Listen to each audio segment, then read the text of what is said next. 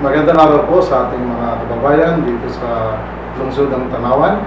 Ako po si Epi Marco Magpantay alias Peming. Ako po ay pinanganak sa Barangay Pantay, Matanda, Tanawan, Batangas. Nag-aaral po sa Pantay Elementary School, isang public school system. At nakatapos din po ng abogasiya sa Ateneo de Manila bilang scholar, Dean's Lister, at nag-graduate po na silver medalist. Ako po ay kasama sa top 20 sa bar exam noong 1980 at mula po noon, ako ay nagtrabaho sa iba't ibang sangayin ng pamahalaan at maging sa pribado. Wala po akong nakapagtrabaho sa Ministry of Labor and Employment bilang isang manananggol ng mga pangkaraniwang manggagawa. Nagtrabaho din po ako sa Ministry of Human Settlement, kung saan po ang focus ng opisinang ito ay mabigyan ng bahay ang ating mga kababayan, sapagkat alam po naman natin na isa sa pangunahing mitiin ng isang Pilipino para sa kanyang pamilya ay ang pabahay.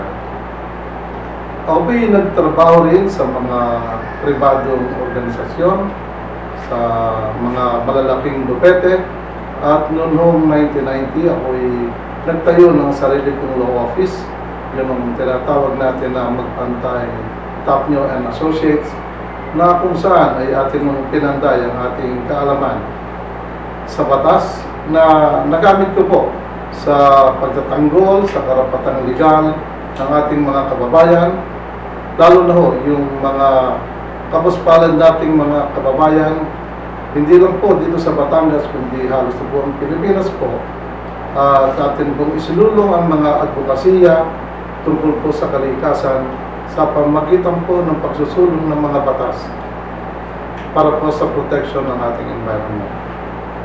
Ako po'y nagturo din ng business laws sa San Beda College ng mahigit na 8 taon, na kung saan ating natulungan ng ating mga kabataan sa kanilang pag-aaral.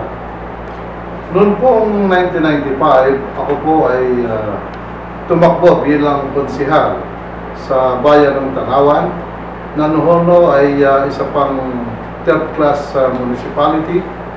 At nagtagumpay po naman na ako ay makapo na konsihal noon, na kung saan ako po ay kasama ng mga magigiting na konsihalis noon na nagsulong ng konsepto ng industrialisasyon dito sa lungsod ng Tanawan.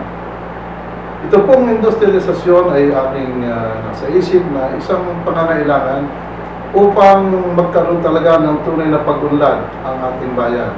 Sapagkat kung wala po tayong mga pabrika na pagtatrabuhan ng ating mga kabataan na nagsisipagtapos ng pag-aaral, ay hindi po maiking maunlad ang isang pamayanan.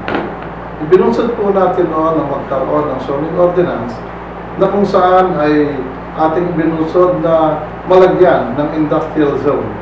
At ating pong ipinaglaban na mula po Pakaspas, Pantay Matanda, Pantay Bata, Ulango at Laurel ay madeklarang industrial zone, na sa kasalukuyan ang barangay Pakaspas po ay siyang kinalalagyan ng Philtown, isang industrial estate, at ang Pantay, Ulango at Laurel isa pong kinalalagyan ng First Philippine Industrial Park, na isang modelo ng industrial park hindi lang mo sa Pilipinas.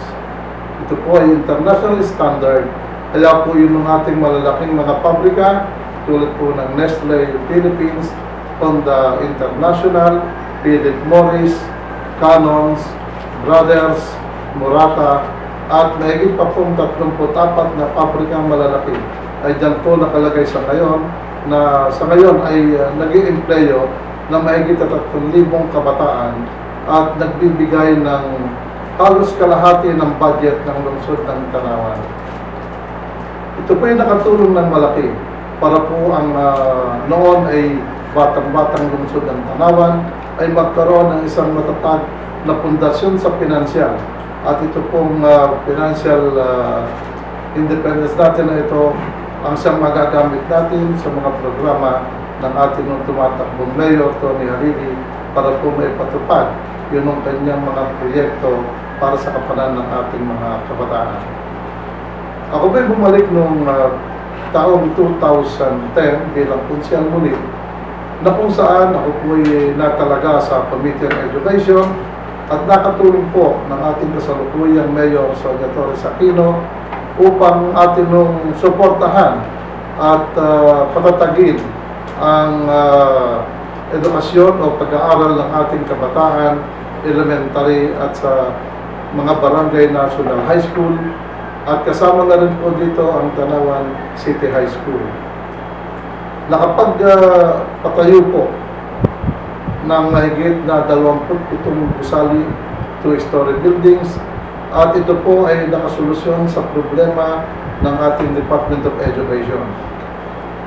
Maaari po natin ipagmalaki na ang Tanawan ay isa lamang sa mga mapapalad na bayan na kung saan wala po tayong problema sa school buildings, wala po tayong problema sa school rooms, at wala rin po tayong problema sa mga teacher sapagkat ang City School Board po ng Tanawan ay siya pong nagbabayad sa mahigit na 100 school teachers na ginagamit sa ating mga kabataan.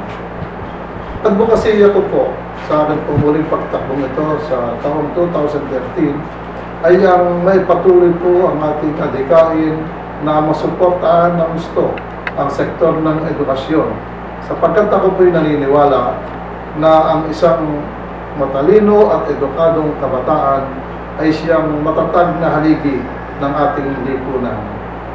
Mga kababayan, ako po'y muling humihingi ng tulong sa inyo sa pagkakataong ito upang patuloy ko po na maitaguyod yun ang ating mga adhikain at advokasya para po sa pag-unlad ng ating mahal na lungsod. Ito pong mga advokasya na ito ay para po sa kinabukasan ng ating mga kabataan. Industrialisasyon at edukasyon patuloy ko pong isusulong sa pag-unlad ng bayan, ito ang solusyon. Magandang araw pong muli sa inyong lahat mga kababayan ko. Ito po si Atty. Fleming Magpantay, numero 14 po sa halalang darating.